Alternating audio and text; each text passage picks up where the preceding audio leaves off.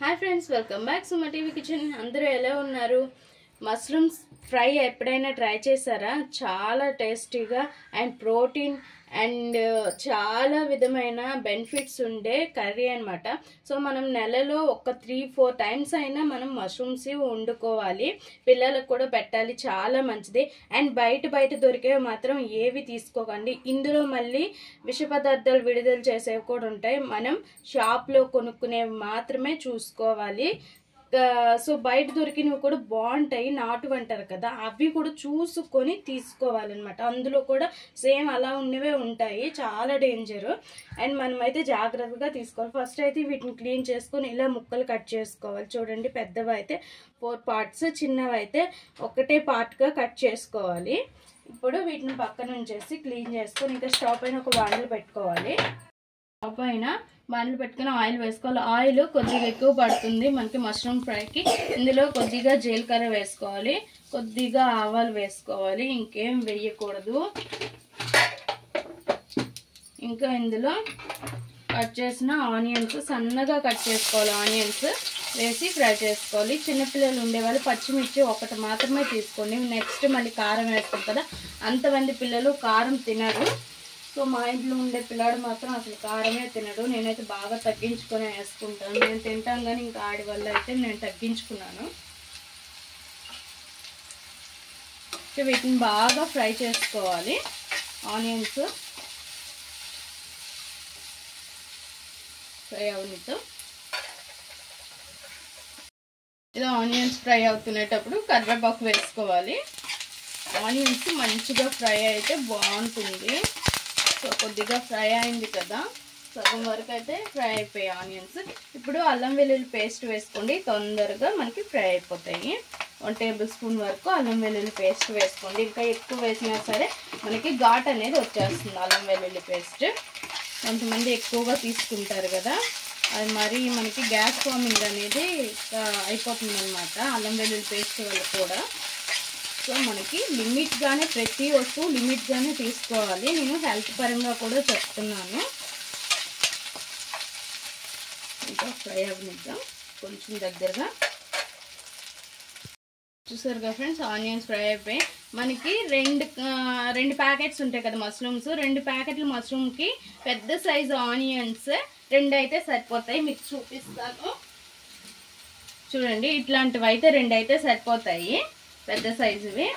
ఇంకా onion fry అయింది కదా, మష్రూమ్స్ వేసేసేయాలి. మష్రూమ్స్ మనం నీట్గా క్లీన్ చేసుకోవాలి అనుకుంటే హాట్ వాటర్లో కొద్దిగా సాల్ట్ వేసేసి క్లీన్ చేసేస్తే చూడండి ఎంత నీట్గా వచ్చేసాయో.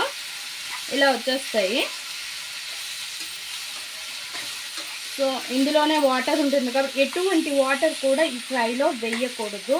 సో ఈ వాటర్, దీనిలో వచ్చే వాటర్ తోటే మనకి కర్రీ అంతా ప్రిపేర్ అయిపోతుంది.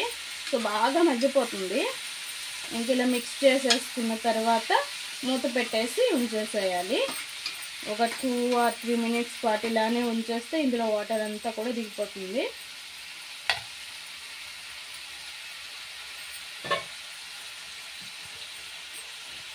సరిగ్గా ఫ్రెండ్స్, మనం ఏదో వేసినట్టు వాటర్ 1.5 గ్లాస్ వరకు వేసినట్టు చాలా వాటర్ దిగిపోయింది. ఇందులో చాలా వాటర్ వచ్చేస్తుంది అనమాట. సో ఈ వాటర్తోనే మనకి మొత్తం కూడా ప్రాసెస్ అయిపోతుంది, ఇవంతా ఉడికిపోతుంది. ఇంకా మూత పెట్టేసి ఈ వాటర్ ఇంకిపోయేదాకా ఇలానే ఉడకనివ్వాలి. చూసారుగా ఫ్రెండ్స్, నీరంతా కూడా ఇంకిపోయింది. ఇలా కొద్దిగా నెమ్ము ఉంటుందనేటప్పుడు మనం కారం అది వేసుకోవాలి. ఇంకా లాస్ట్లో వేసామంటే కారం అదే వాసన వస్తుంది అనమాట, కారం వాసన వస్తుంది కర్రీ అనేది.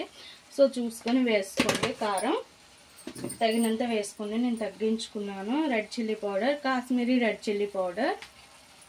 కాశ్మీరీ రెడ్ చిల్లీ పౌడర్ అంత ఘాట్ అయితే ఉండదు. అండ్ తగినంత ఉప్పు చూసుకొని మీకు తగినట్టు వేసుకోండి. జీరా పౌడర్, ఫ్రై చేసి దంచి ఉంచుకున్న జీరా పౌడర్ వేసుకోండి. హెల్త్కి చాలా మంచిది, జీర్ణం బాగా అయిపోతుంది.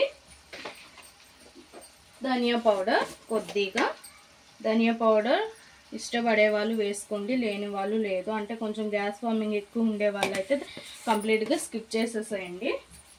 ఎందుకంటే ధనియాలు చాలా ఇబ్బంది పెడతాయి గ్యాస్ వార్మింగ్. సో ఇంకా బాగా దగ్గరగా ఫ్రై అయిపోవాలి. చూసారుగా మనకి మొత్తం కూడా ఈ వాటర్తోనే అయిపోయింది కర్రీ అంతా కూడా. ఇంకా ఈ వాటర్ కూడా బాగా ఇంకిపోయేలా ఈ కారం ఉప్పు అన్నీ కూడా వీటికి పట్టేలా చూసుకోవాలి. సారీ, నేను ఒక ఇంగ్రీడియంట్ మర్చిపోయాను, పసుపు. కొద్దిగా పసుపు కూడా వేసుకోవాలి. పసుపు ముందైనా వేసుకోండి ఆనియన్స్ ఫ్రై అయ్యేటప్పుడు, లేదు ఇప్పుడైనా వేసుకోండి. ఓకే, అన్నీ వేసేసినట్టేని ఇంకేం వేయక్కర్లేదు. మసాలాలు అన్నీ ఫుల్గా దంచేసామంటే ఎక్కడ లేని జబ్బులలో వస్తాయన్నమాట మసాలాల వల్ల. వేసుకునే వాళ్ళు వేసుకుంటారు, నేను చెప్తున్నాను. చాలా వరకు మసాలాలు ఎంత దూరంగా ఉంటే అంతే మంచిది. కొద్దిసేపు ఉడకనిద్దాం.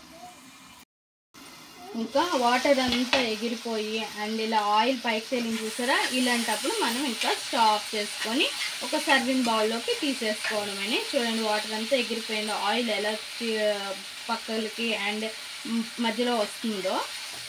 ఇలా ఉండేటప్పుడు ఇంకా స్టవ్ ఆఫ్ చేసేసుకోవడమని. మన మష్రూమ్ కర్రీ ఫ్రై రెడీ అయిపోయింది.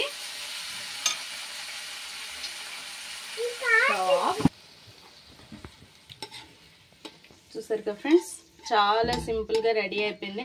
అండ్ మనము 2 ప్యాకెట్లు చేసినా సరే చాలా కొద్దిగా వచ్చింది. అంటే మష్రూమ్స్ చాలా తక్కువ అవుతుంది అనమాట. అంటే వాటర్ క్వాంటిటీ ఎక్కువ దానిలోన. అందుకోసమని మనకి కర్రీ అనేది చేసేసరికి కర్రీ అయినా ఫ్రై అయినా ఇలా బాగా దగ్గరకు వచ్చేసరికల్లా మనకి కొద్దిగా అయిపోతుంది.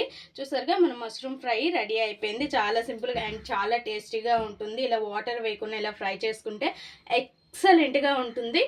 దీంతోనే ఈ మష్రూమ్తో చాలా వెరైటీ ఉన్నాయి. సో అవన్నీ కూడా మీకు తెలియచెప్తాను అండ్ చూపిస్తాను ఎలా చేసుకోవాలనేది.